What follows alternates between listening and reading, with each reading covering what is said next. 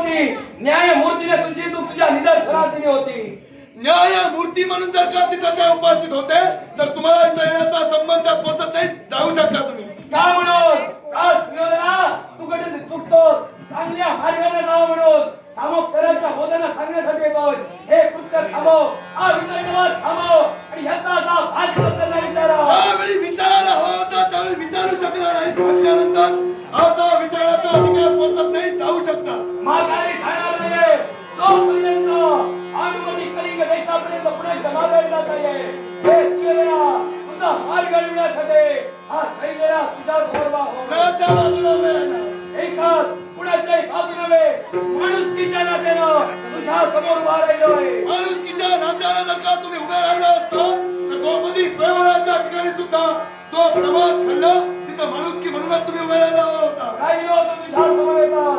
कुणाच्या बाजूला, सत्याच्या की असत्याच्या बाजूला? तिथं घडलेली कृती अनुचित वाटली आणि देशोदेशीच्या राजकर्त्यांनी तिथं आवाज उठविला आणि त्यात सहभागी मी दर्शवली होती. सत्य म्हणता माणसं आपल्याला काय सत्य वाटतंय बघायला हवं. जग म्हणताय त्या बाजूला उभा राहिला म्हणून तिथं सुद्धा तुम्ही तोंड घशीत पडलात, लक्षात ठेवा. तिथं जरी मी तोंड घशी पडलो असतो तरी प्रतिकार करण्याचा शक्ती समर्थ होता म्हणून तिथं तुला मी साथ दिली होती. कारण तिथं माझ्या मनाला तू केलेली कृती योग्य वाटली म्हणून तुला साथ दिली होती.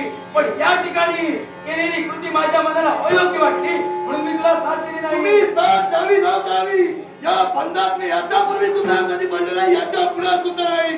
जिथं सांगायला होतं तिथं सांगू शकला नाही, आता तिथं मी तुमचं ऐकायला तुमचा मी बांधील नव्हे. आता तरी तू बांधील नसतास तरी माझ्या नात्यानं भासलाय म्हणून सांगतोय. वितंडवाद निर्माण करण्याची कोणती आवश्यकता नाही होती. तर तिने नाव पुरडलं होतं, थेट राजकर्त्याला जाब करायला होता. थेट राजकर्त्याला जाब विचारून शासन घडविण्यासाठी राजकर्त्यांकडे सांगायला पाहिजे होतं आणि त्यावेळी तुझ्या समोर मी सुद्धा उभा राहिला होता. थेट हस्त पकडला, हे चुकीचं होय म्हणून सांगतोय. वितंडवाद निर्माण करू नको. स्वयंवर मंडपाच्या ठिकाणी आधी तुम्ही उपस्थित राहिला, ती तुमची पहिल्यांदा चूक. कोणत्या तुमचा प्रकारे? पुत्र रुक्मांगद आणि रुक्माराव हे अजून विवाहबद्ध व्हायचे, पण त्यांना माघारी पाठवून स्वयंवराच्या ठिकाणी तुम्ही उपस्थित राहिलात. नेमकं तुझी तिथं जायची इच्छा नव्हती स्वयंवर मंडपात येण्याची, काय? पण त्या निमंत्रण पत्रिकेला मान देण्याचे हा संघाधिपती उपस्थित राहिला. काहीतरी सांगू नका. बोलण्याचा उद्देश एकच, जर का तुमचा पुत्र विवाहबद्ध व्हायचे मग त्यांची इच्छा नाही स्वयंवर मंडपी यायची. गाव येण्यासाठी नकार दिला. त्यांच्या मनाचा प्रश्न ठरला गेला. मनाचा प्रश्न नव्हे, तर कुठेतरी स्वतःचा स्वार्थ साध्य करावा होत्या क्षणात तुम्ही स्वयंवर मंडपी आला. नाहीच नाही, केवळ विनंतीला मान देण्यात गेला होतो. जे मंत्राधिपतीच्या गादीला निमंत्रण होतं त्या गादीचा मान घेतल्यासाठी इथपर्यंत माझी पावलं वाढली आहेत. मग भविष्याच्या उद्या तुमचा पुत्र निर्वांच तरी राहिले असतील, तुम्हाला त्याची पर्वा नाही की त्याची काळजी तू करू नको. माझ्या पुत्रांचा विवाह कसा करावा मी जाणतो. मग स्वतःच्या पुत्राचा जर का विवाह करायचा हे तुम्हाला जर कळलं असता तर स्वयंवर मंडपी त्यांनाच पाठविला असता. जर तिथं नकार दिला जबरदस्ती करण्याची आवश्यकता नाहीये. हे स्वयंवर नव्हे, अनेक स्वयंवर घडणार आहे आणि त्या स्वयंवरात माझे पुत्र जातील. स्वतःच्या इच्छेप्रमाणे मंदिर वर निवडतील, वधू निवडतील आणि स्वतःचा विवाह घडवतील. मग स्वतःच्या मनाप्रमाणे जर का घडवायचं असेल तर स्वतःच्या इच्छेनुसार मी घडवितोय, मध्यंतरी येण्याची गरज नाही. तुझ्या इच्छेप्रमाणे घडतोय पण हे चुकीचं आहे. कुठं हस्त ना त्याला कालबोट लावतोय आणि हे कालबोट टाकले म्हणून मी तुझ्या समोर अस्त्राचं काय कराय तुम्ही सांगण्याची गरज नाही.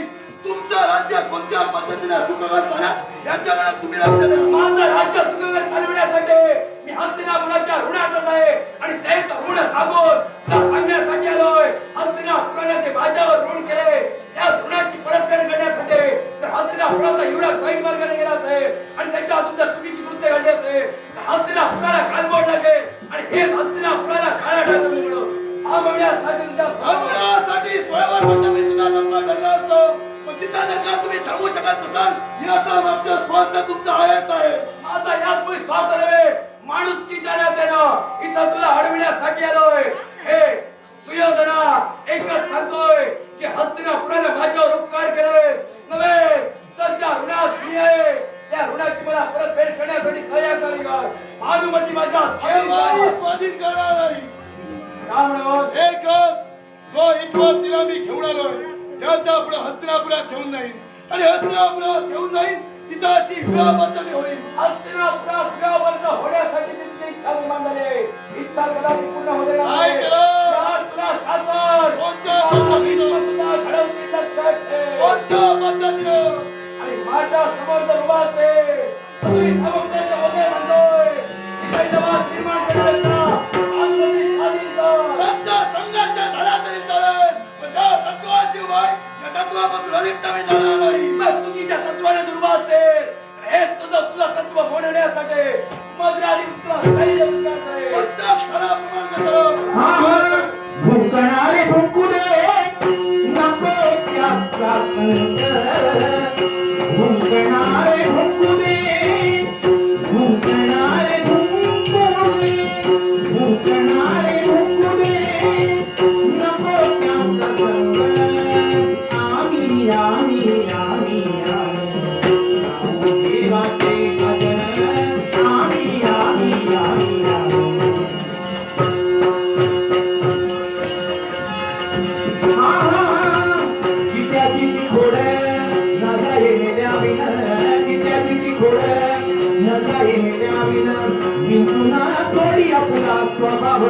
भुंकणारे भुंकू दे नको त्यांचा दर भुंकणारे भुंकू दे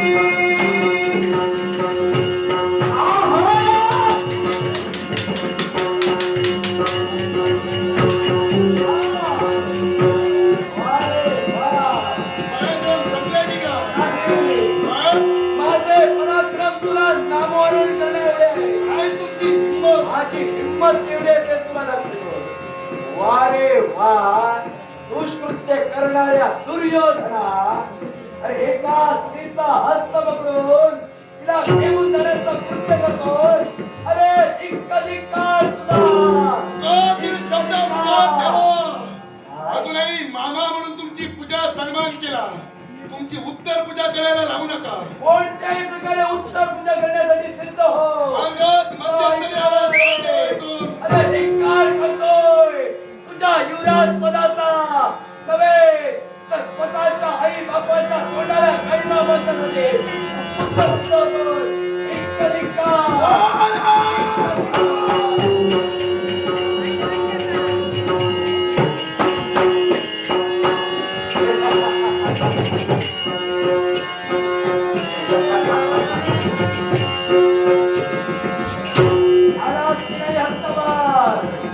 अरे कोणत्याही माणसाचा क्रोध जागृत करून तो क्रोध स्वतःच्या हातात घेऊन स्वतःचं बळ बनवणं हे मद्राधिपत्याचं कौशल्य होय. आणि याच कौशल्याच्या विरोध तुला हत्तवा